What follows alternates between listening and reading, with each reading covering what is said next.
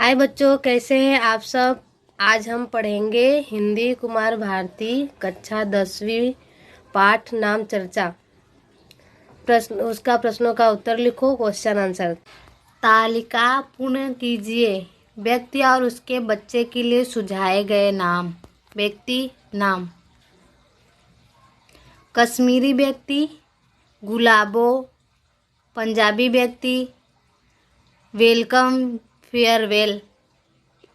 उत्तर भारतीय व्यक्ति: कोल्हर, शोर मचावन। लेखक के मित्र का नाम: दुर्लित, प्यारूमल, सताऊमल।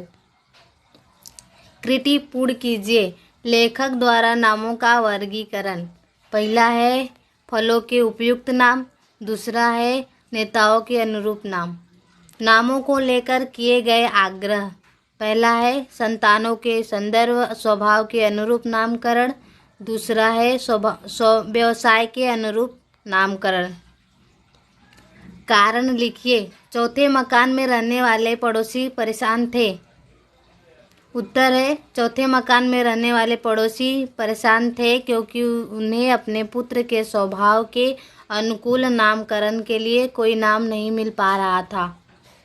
इससे प्रदेश के लोगों की लेखक से अधिक नहीं निपटी, क्योंकि दूसरे प्रदेश के लोग लेखक का पंजाबी अड़कपन कम सहते हैं। लेखक की बुद्धि चक्कर कहाँ खो गई। उत्तर है लेखक ने अपने जिस पंजाबी पड़ोसी को वेलकम नाम उनके बेटे के लिए दिया था, उन्होंने इस नाम को अपने बिल्डिंग के लिए भी चुन लिया। दिए गए शब्दों में से उपसर्ग प्रत्यक्ष मूल शब्द अलग करके लिखिए। इन्हीं शब्दों से उपसर्ग प्रत्ययुक्त शब्द बनाएं तथा वाक्य में प्रयोग करके अपनी कॉपी में लिखें।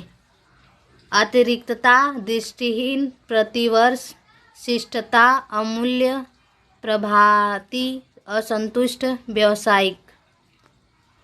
इसमें शब्द, मूल शब्द, उपसर्ग, प्रत्यक्ष, उपसर्ग और प्रत्यक्ष युक्त शब्द।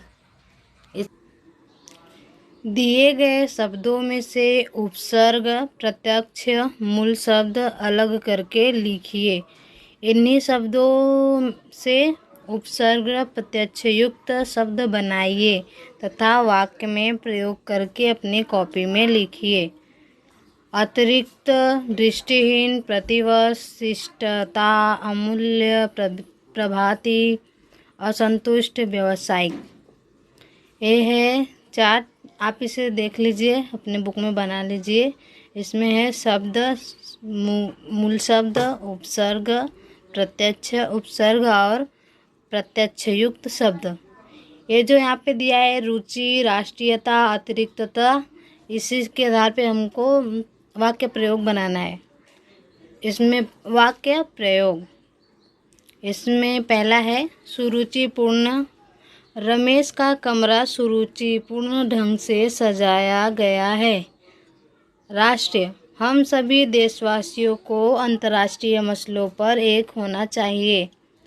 अतिरिक्तता, जीवन के साधनों की अतिरिक्तता हमें गलत राह पर ले जाती है। दृष्टिहीन, हरी सब्जियों के सेवन न करने से बच्चों की दृष्टिहीनता बढ़ रही है।